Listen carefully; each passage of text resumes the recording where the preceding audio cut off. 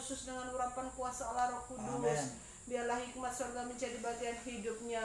Kami semua juga diurapi oleh Roh Kudus-Mu supaya kami boleh mengerti, supaya kami boleh melakukan firman-Mu dan berbuah untuk kemuliaan bagi nama-Mu.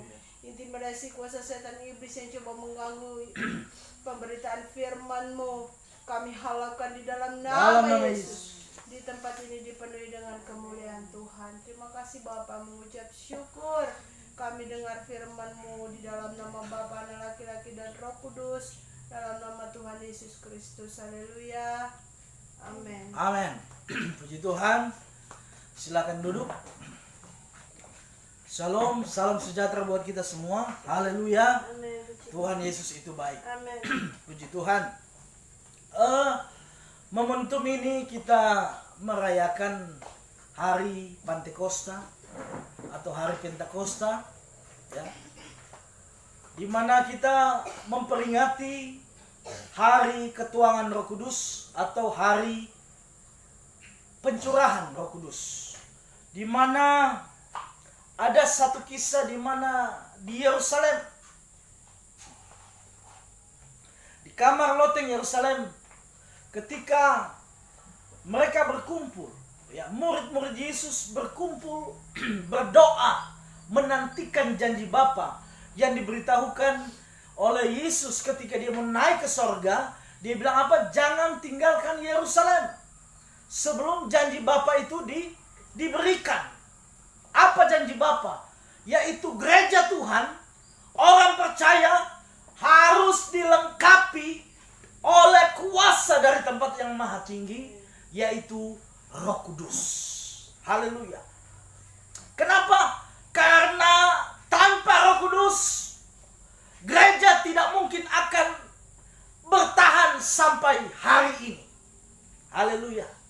Tanpa kuasa Roh Kudus yang memperlengkapi gereja Tuhan, maka tidak ada yang namanya kebangkitan rohani. Tidak ada yang namanya di mana di daerah-daerah terjadi lonjakan banyak jiwa-jiwa yang dimenangkan. Haleluya. Saudara-saudara kasih dalam Tuhan, dan pekerjaan Roh Kudus itu sampai hari ini akan terus bekerja. Bahkan lebih lagi di akhir zaman ini, Roh Kudus akan bekerja luar biasa. Amin. Haleluya. Oleh sebab itu, perayaan hari Pentakosta ini jangan cuma dijadikan sebagai perayaan rutinitas atau musiman. Setiap tahun kita mengadakan yang namanya hari pencurahan Roh Kudus.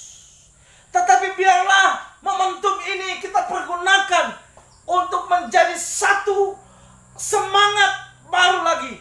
Lagu tadi bilang apa? Jangan lelah bekerja di ladang Tuhan. Amin, saudara. Kadangkala kita capek, kadangkala kita letih, kadangkala kita lelah dengan segala keadaan, baik dalam pelayanan kita kepada Tuhan, pengiringan kita kepada Tuhan. Ada banyak hal yang membuat kita lelah, ada banyak hal yang membuat kita capek. Tetapi kalau kita memiliki kuasa Roh Kudus, maka Roh Kudus akan memberikan kita semangat yang baru. Haleluya.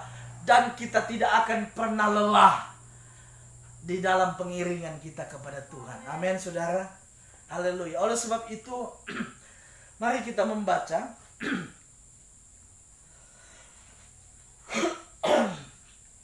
satu nats Alkitab tentang hari Pentakosta. Kisah Rasul pasal yang kedua, ayat yang pertama sampai ayat yang ke-13. Kalau sudah kita bangkit berdiri semua. Demikianlah firman Tuhan. Ketika tiba hari Pentakosta, semua orang percaya berkumpul di satu tempat. Orang percaya itu artinya orang yang percaya kepada Kristus, ya. Tiba-tiba turunlah dari langit suatu bunyi seperti tiupan angin keras yang memenuhi seluruh rumah di mana mereka duduk. Dan tampaklah kepada mereka lidah-lidah seperti nyala api yang bertebaran dan hinggap pada mereka masing-masing. Maka penuhlah mereka dengan apa? Roh Kudus. Lalu mereka mulai berkata-kata dalam bahasa-bahasa lain seperti yang diberikan oleh Roh itu kepada mereka untuk mengatakannya. Waktu itu di Yerusalem, dia orang-orang Yahudi yang saleh dari segala bangsa di bawah kolong langit. Ketika turun bunyi itu, berkerumunlah orang banyak. Mereka bingung karena mereka masing-masing mendengar rasul-rasul itu berkata-kata dalam bahasa mereka sendiri. Mereka semua tercengang-cengang dan heran. Lalu berkata, bukankah mereka semua yang berkata-kata itu orang Galilea? Bagaimana mungkin kita masing-masing mendengar mereka berkata-kata dalam bahasa kita sendiri, yaitu bahasa yang kita pakai di negeri asal kita. Kita orang Partia, Media, Elam, penduduk Mesopotamia, Yudea dan Kapadokia, Pontus dan Asia, Frigia dan Pamfilia, Mesir dan daerah-daerah Libya yang berdekatan dengan Kirene, pendatang-pendatang dari Roma, baik orang Yahudi maupun penganut agama Yahudi, orang Kreta dan orang Arab. Kita mendengar mereka berkata-kata dalam bahasa kita sendiri tentang perbuatan-perbuatan besar yang dilakukan Allah. Mereka semua yang tercengang-cengang dan sangat termangu-mangu sambil berkata seorang kepada yang lain, apakah artinya ini? Tetapi orang lain menyindir, mereka sedang mabuk oleh anggur manis. Haleluya, silakan duduk.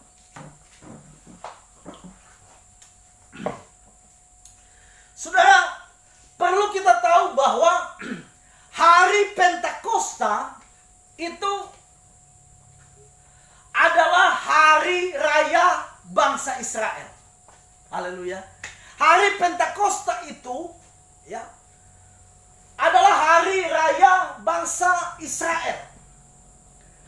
Hari raya yang memperingati tentang ucapan syukur tentang hasil panen gandum. Ya, kalau kami di Minahasa, ya, kalau kami di Minahasa itu ada namanya pengucapan syukur. Tiap tahun itu diadakan. Itu pengucapan syukur itu seperti ini. Jadi hasil panen itu kita bersyukur karena Tuhan memberkati hasil ladang yang ada. Nah, hari Pentakosta juga dikenal dengan hari raya 7 minggu. Di mana perayaan itu diadakan selama 7 minggu.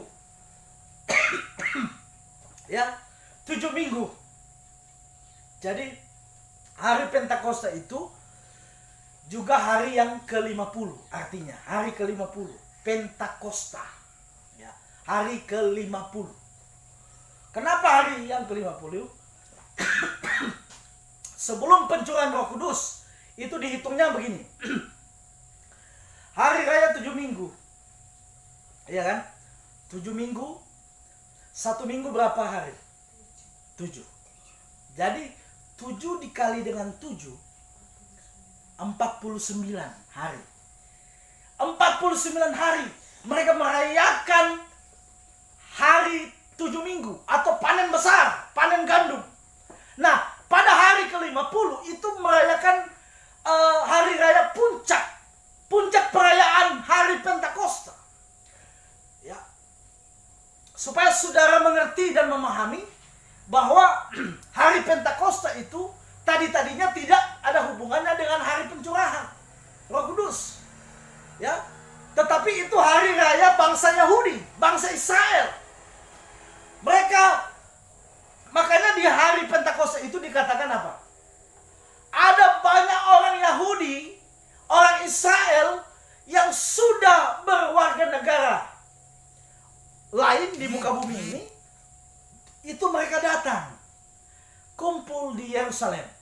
Untuk apa? Untuk merayakan puncak perayaan yang namanya hari Pentakosta, hari ke-50, untuk pengucapan syukur panen raya itu.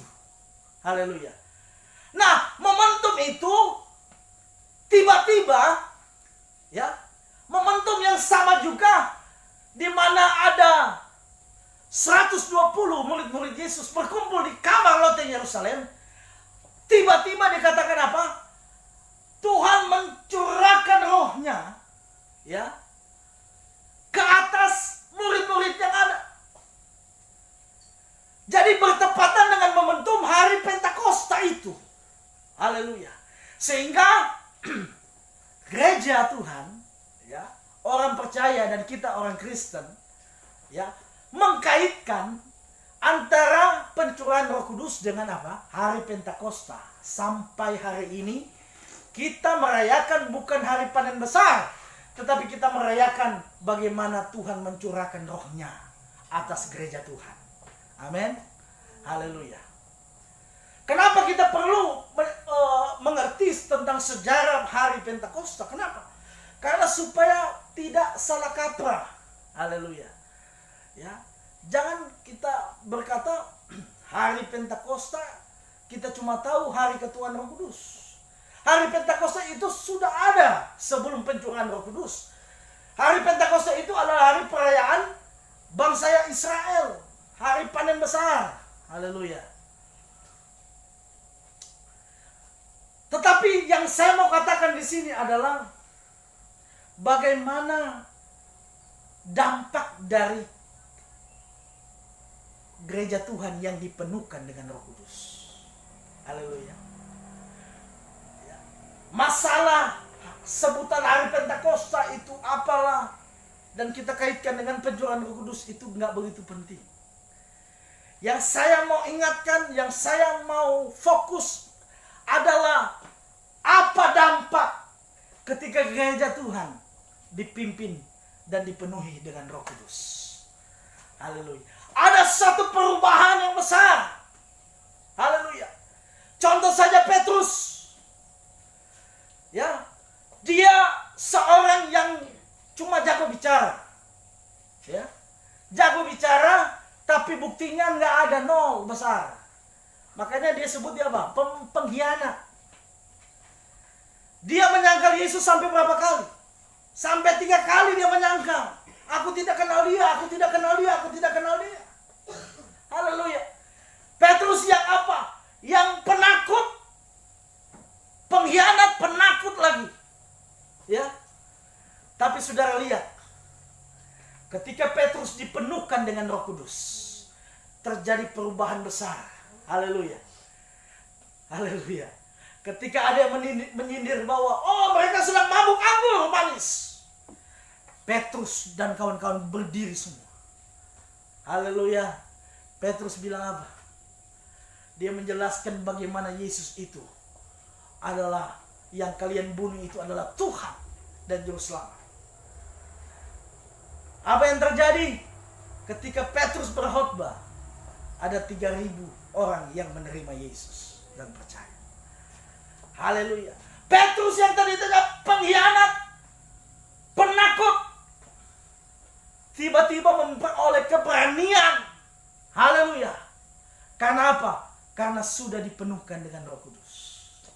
Gereja Tuhan, kalau dia punya Roh Kudus, adalah gereja yang pemberani. Amin. Jangan jadi penakut. Berani. Haleluya. Karena kita punya roh yang luar biasa dalam hidup kita. Amin. Kita punya roh yang spektakuler. Roh yang dahsyat. Haleluya. Saudara-saudara kasih dalam Tuhan, mari kita lihat ya, perubahan yang terjadi pada gereja Tuhan, pada orang percaya ketika pencurahan Roh Kudus atas mereka itu terjadi. Yang pertama, kita lihat di pasal yang sama, tapi di ayat yang ke-42. Haleluya. 42 di sana dikatakan begini. Mereka bertekun dalam pengajaran rasul-rasul dan dalam persekutuan. Dan mereka selalu berkumpul untuk memecahkan roti dan berdoa. Haleluya.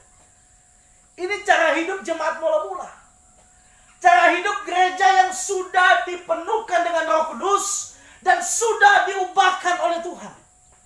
Haleluya. Yang pertama kita lihat, mereka akan bertekun. Jadi orang atau gereja yang dipenuhkan dengan Roh Kudus, ada ketekunan di dalamnya. Amin. Amin, saudara. Gereja yang dipenuhkan dengan Roh Kudus, ada ketekunan. Ada tekun berdoa, ada tekun beribadah, ada tekun memecahkan roti, artinya berbagi. Haleluya. Hidup itu tidak egosentris, tidak berpusat pada diri sendiri saja, tetapi tetapi kita memperhatikan ke orang lain, kesusahan orang lain. Di sini dia katakan apa? Mereka memecahkan roti dan apa? Berdoa. Haleluya. Jemaat Tuhan yang dipenuhkan dengan Roh Kudus bukan cuma sekedar berbahasa lidah, sandal lama, bukan. Tetapi dampak perubahan hidup kita itu nyata. Haleluya. Biar kita berbahasa lidah 1000 kali kita berbahasa lidah, kalau kita tidak punya ketekunan, ya, maka kita belum penuh dengan Roh Kudus. Haleluya. Ada dampak, saudara. Haleluya. Masalah bahasa lidah itu karunia. Dan karunia itu tidak semua orang punya. Ya, karunia itu artinya hanya Roh Kudus yang bisa memberikan kepada masing-masing kita, dan itu berbeda-beda. Haleluya. Jadi yang pertama ada perubahan, yang adanya ketekunan. Ya, orang yang penuh dengan Roh Kudus tandanya dia tekun berdoa, tekun beribadah. Haleluya. Makanya sebagai hamba Tuhan saya mau katakan, mari jemaat Tuhan setia, tekun. Tekun artinya tidak bosan-bosan. Tekun artinya melakukan segala sesuatu dengan giat. Apapun keadaannya, apapun situasinya, kita tetap giat, tekun di dalam berdoa, di dalam beribadah kepada Tuhan. Katakan amin. Haleluya. Yang kedua, apa dampak ketika gereja Tuhan dipenuhkan dengan Roh Kudus? Yang kedua, dalam ayat 44a. Ayat 44a di sana dikatakan begini. Dan semua orang yang telah menjadi percaya tetap bersatu. Haleluya. Tetap bersatu. Jadi orang yang penuh dengan Roh Kudus, di dalamnya ada persatuan. Di dalamnya ada apa? Ada kepedulian. Haleluya. Jadi kalau gereja yang dipenuhkan dengan Roh Kudus itu tidak ada clash. Amin. Tidak ada apa? Saling baku dendam, saling baku marah. Ya, jemaat A tidak suka dengan jemaat B, begitu dengan B tidak suka dengan jemaat C. Tidak. Haleluya. Kalau gereja dipenuhkan dengan Roh Kudus, maka gereja akan bersatu. Katakan amin. Haleluya. Tidak ada perpecahan antara gereja, tidak ada. Haleluya. Makanya jangan bangga dengan orang yang berbahasa lidah, berbahasa roh. Saya tidak menyalahkan itu. Tetapi ada orang yang terlalu membanggakan, ya. Dan bahasa roh itu dijadikan sebagai tolak ukur atau parameter tingkat kerohanian seseorang. Itu nggak boleh. Seakan-akan yang berbahasa roh lebih rohani daripada yang tidak. Haleluya. Itu kesalahpahaman yang perlu diluruskan. Haleluya. Dampak yang Tuhan mau adalah bagaimana sifat karakter kita diubahkan Tuhan ketika Roh Kudus itu diturunkan atau dicurahkan dalam kehidupan kita. Bukan cuma sekedar bahasa roh. Haleluya. Nah, yang ketiga, ada pengorbanan. Haleluya. Ayat 44 dan ayat 45 dalam pasal yang kedua tadi dikatakan begini. Dan semua orang yang telah percaya tetap bersatu, dan segala kepunyaan mereka adalah kepunyaan apa? Bersama. Katakan bersama. Dan selalu ada dari mereka yang menjual harta miliknya dan lalu membagi-bagikannya kepada semua orang sesuai dengan keperluan masing-masing. Kalau ada Roh Kudus yang saya bilang tadi, kita tidak berpusat pada diri sendiri, tapi kita juga mempedulikan orang lain. Katakan amin. Ada rela berkorban. Haleluya. Berkorban bagi jemaat Tuhan, berkorban bagi pekerjaan Tuhan. Ya, jemaat yang dipenuhkan oleh Roh Kudus bukan cuma sekedar dia menghadiri ibadah, tetapi ada andil, ada sumbangsi, ada korban yang diberikan di dalam pelayanan, di dalam pekerjaan Tuhan. Amin. Ada pengorbanan, dikatakan di sini. Ya, segala kepunyaan mereka itu kepunyaan bersama. Amin. Amin. Haleluya. Wah, betapa indahnya ini jemaat mula-mula yang dipenuhkan oleh Roh Kudus. Apa yang membuat mereka begitu? Karena mereka mengalami kepenuhan Roh Kudus dan memberi diri dipimpin oleh Roh itu, sehingga ada buah Roh. Haleluya. Jangan cuma sampai di kepenuhan Roh Kudus, tetapi ada tingkat yang selanjutnya, yaitu ada buah Roh. Apa itu? Kasih, sukacita, ya, penguasaan diri, lemah lembut. Itu semua ada. Haleluya. Dan tidak menjadi apa? Egosentris. Bahkan di sini dikatakan dan selalu. Selalu artinya apa? Ya. Bukan cuma satu kali. Ya. Selalu itu berkelanjutan. Dan selalu ada yang dari mereka itu apa? Menjual tanah. Jual tanah untuk apa? Untuk bagikan kepada jemaat-jemaat yang kurang mampu. Sehingga tidak ada terjadi gap ekonomi. Tidak terjadi ya terlalu besar itu dia punya renggang antara orang kaya dengan orang miskin. Gereja harus seperti itu. Amin, saudara. Haleluya. Artinya begini, kalau kita punya lebih, kalau lihat ada jemaat yang susah, ya, atau memperhatikan gembala, itu adalah pengorbanan yang luar biasa yang Tuhan akan perhitungkan bagi pekerjaan Tuhan. Dan yang terakhir, saudara-saudara, ketika gereja Tuhan dipenuhkan dengan Roh Kudus, apa yang terjadi? Mereka disukai oleh semua orang. Amin. Kalau gereja yang dipenuhkan dengan Roh Kudus, dia akan menjadi berkat bagi orang lain. Artinya apa? Orang senang dengan dia. Orang suka dengan dia. Ayat yang ke-47 dikatakan, sambil memuji Allah, dan mereka disukai apa? Semua orang. Katakan amin. Semua orang artinya apa? Baik yang di dalam maupun yang di luar. Di luar gereja, orang yang tidak percaya, mereka suka dengan mereka. Sehingga apa? Dan tiap-tiap hari Tuhan menambahkan jumlah mereka dengan orang yang diselamatkan. Amin. Amin. Saya rasa kalau pola gereja di akhir zaman ini kembali pada gereja mula-mula, saya rasa ada begitu banyak jiwa yang dapat dimenangkan. Amin. Saya rasa kalau pola gereja, ya, di akhir zaman ini, di zaman ini kembali pada pola gereja mula-mula, saya rasa ada begitu banyak orang yang akan diselamatkan. Tuhan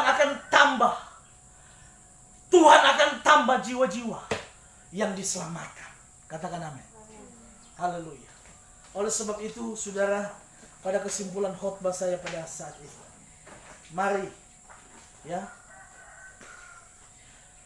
kalau di GPDI ada doa 10 malam, ya, boleh kita merayakannya, boleh kita melakukannya, ya. Tetapi jangan cuma sebatas doa 10 malam. Setelah habis doa 10 malam terus hilang rohnya, ya. Tidak. Kita setiap hari harus berdoa supaya kita dipenuhkan, bahkan kita dipimpin Roh Allah, sehingga kita akan berbuah roh. Haleluya. Kita akan menjadi jemaat yang luar biasa. Amin, saudara. Haleluya. Puji Tuhan.